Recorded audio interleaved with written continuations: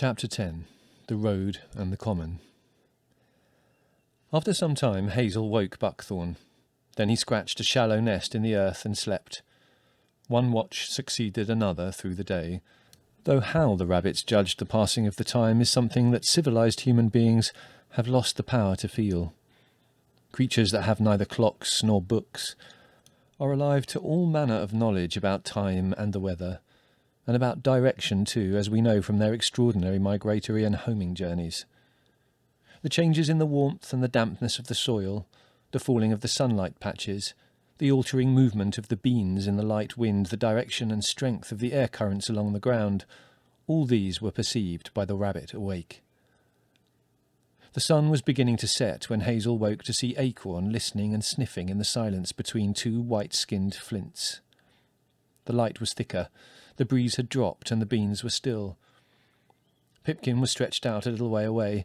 A yellow and black burying beetle crawling across the white fur of his belly stopped, waved its short curved antennae, and then moved on again. Hazel grew tense, with sudden misgiving. He knew that these beetles come to dead bodies on which they feed and lay their eggs. They will dig away the earth from under the bodies of small creatures such as shrew mice and fallen fledglings, and then lay their eggs on them before covering them with soil. Surely Pipkin could not have died in his sleep. Hazel sat up quickly.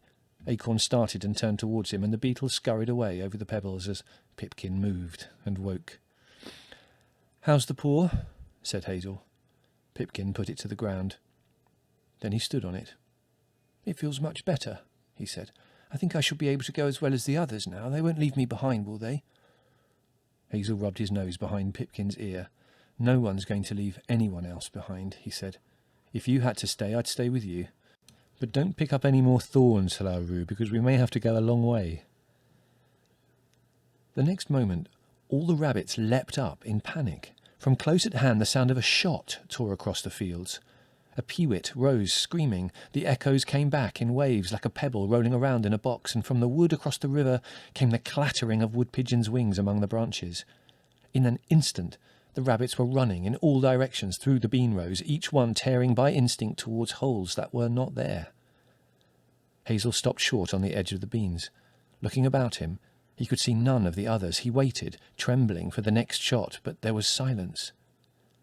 Then he felt, vibrating along the ground, the steady tread of a man going away beyond the crest over which they'd come that morning.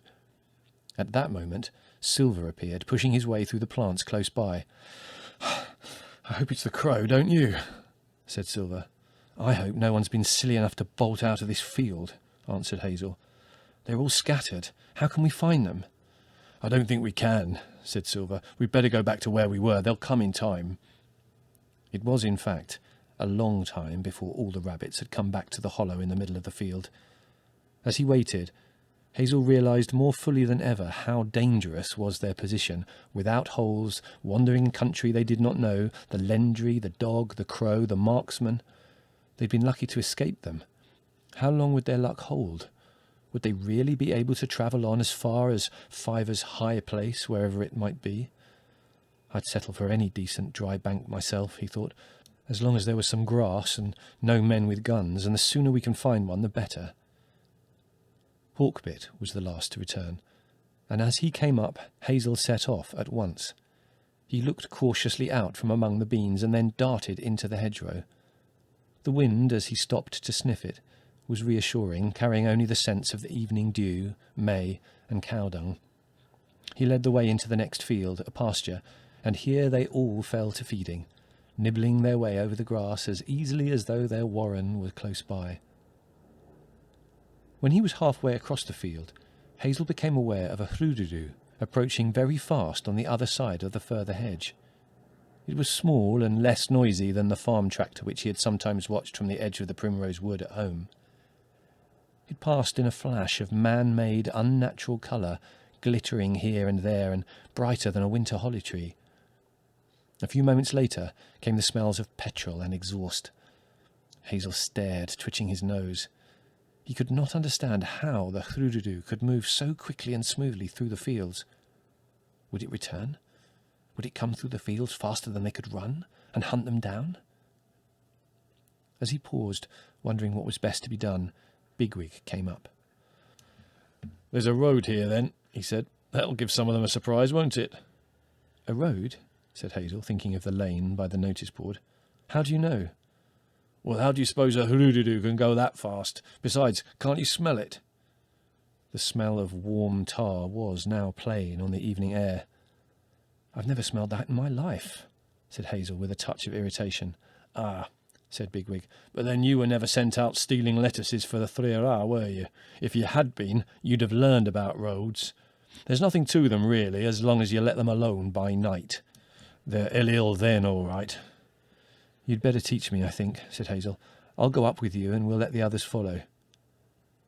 They ran on and crept through the hedge. Hazel looked down at the road in astonishment.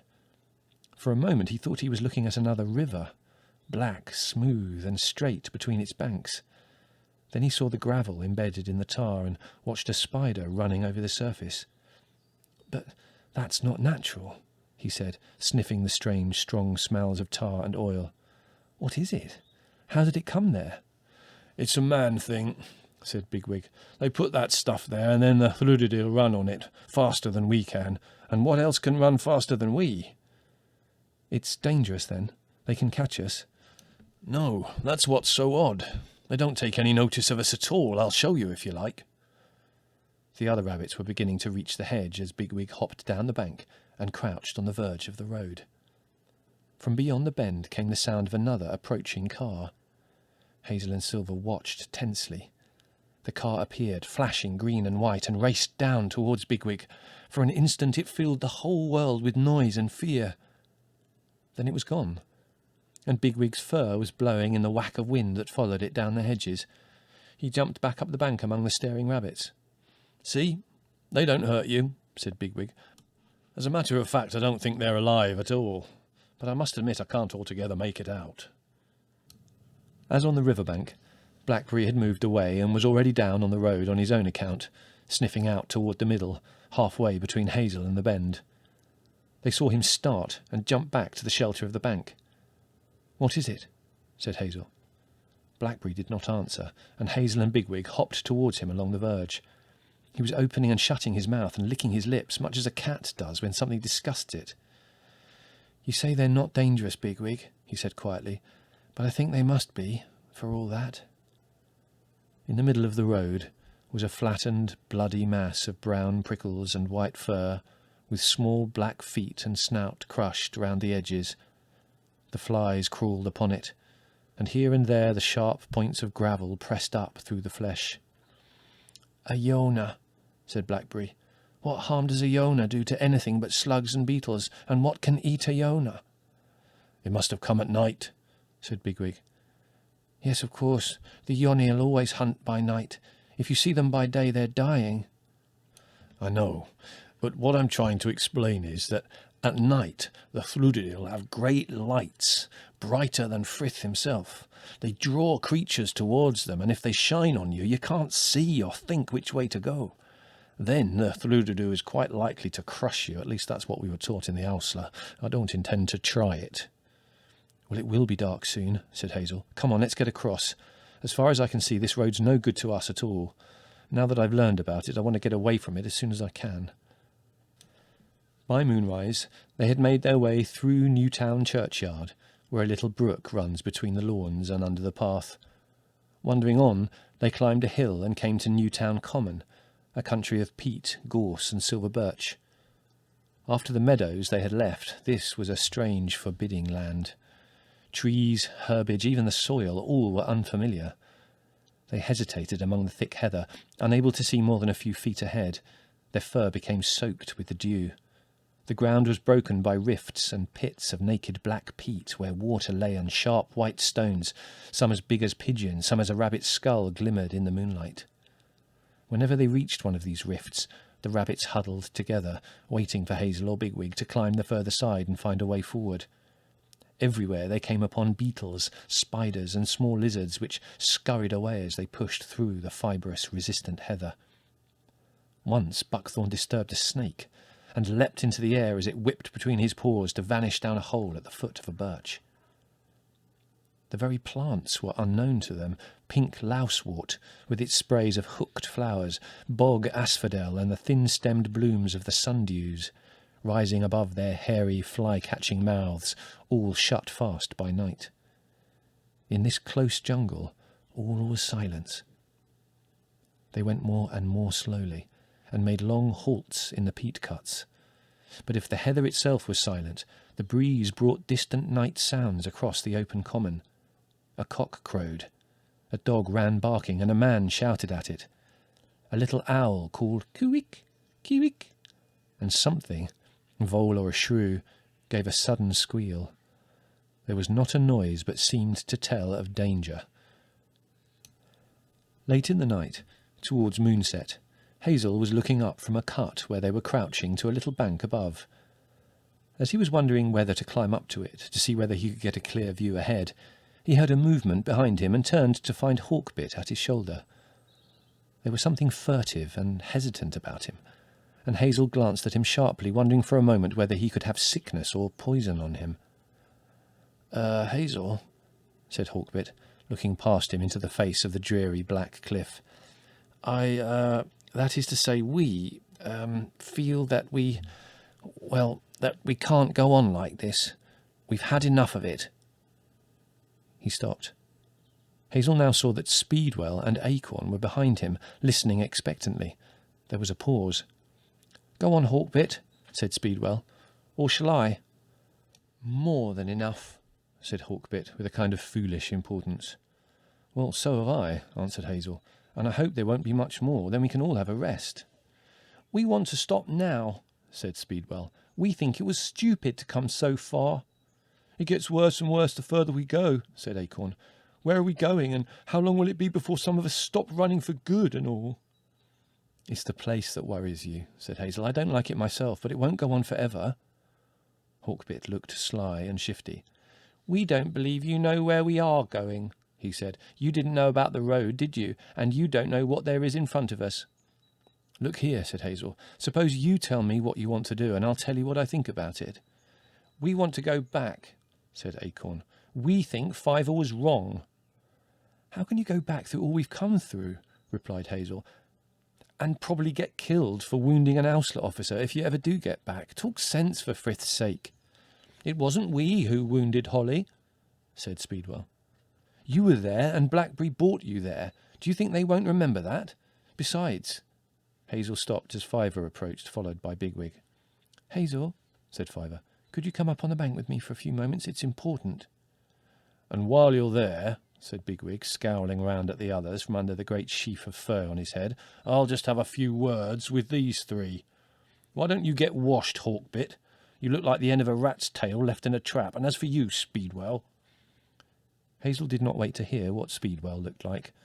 Following Fiver, he scrambled up the lumps and shelves of peat to the overhang of gravelly earth and thin grass that topped them. As soon as Fiver had found a place to clamber out, he led the way along the edge to the bank which Hazel had been looking at before Hawkbit spoke to him. It stood a few feet above the nodding windy heather and was open and grassy at the top. They climbed it and squatted down. To their right, the moon, smoky and yellow in thin night cloud, stood over a clump of distant pine trees. They looked southward across the dismal waste. Hazel waited for Fiver to speak, but he remained silent. "What was it you wanted to say to me?" asked Hazel at last. Fiver made no reply, and Hazel paused in perplexity. From below, Bigwig was just audible. "And you, Acorn, you dog-eared, dung-faced disgrace to a gamekeeper's gibbet, if only I had time to tell you." The moon sailed free of the cloud and lit the heather more brightly, but neither Hazel nor Fiver moved from the top of the bank. Fiver was looking far out beyond the edge of the common. 4 miles away, along the southern skyline, rose the 750-foot ridge of the Downs. On the highest point, the beech trees of Cottingham's clump were moving in stronger wind than that which blew across the heather. "Look," said Fiver suddenly. "That's the place for us, Hazel. High, lonely hills where the wind and sound carry and the ground's as dry as straw in a barn. That's where we ought to be. That's where we have to get to." Hazel looked at the dim, far-off hills. Obviously, the idea of trying to reach them was out of the question. It might well prove to be all they could do to find their way across the heather to some quiet field or copse bank like those they'd been used to. It was lucky that Fiver had not come out with this foolish notion in front of any of the others, especially as there was trouble enough already. If only he could be persuaded to drop it here and now, there would be no harm done, unless, indeed, he'd already said anything to Pipkin. "I don't think we could get the others to go as far as that, Fiver," he said.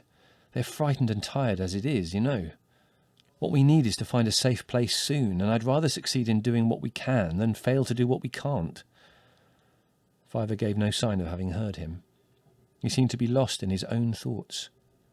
When he spoke again, it was as though he were talking to himself.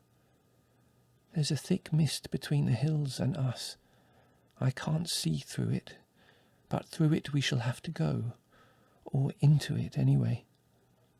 "A mist?" said Hazel. "What do you mean?" "We're in for some mysterious trouble," whispered Fiver, "and it's not Elil.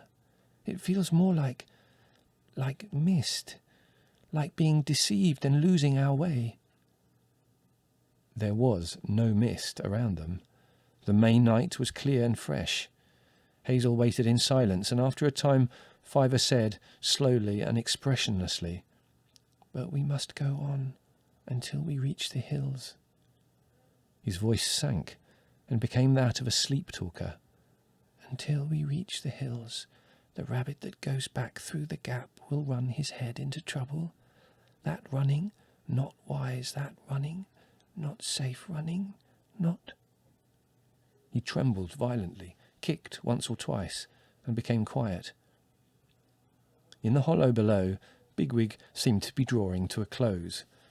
"And now, you bunch of mole-snouted, muck-raking, hutch-hearted sheep-ticks, get out of my sight sharp, otherwise I'll..." He became inaudible again.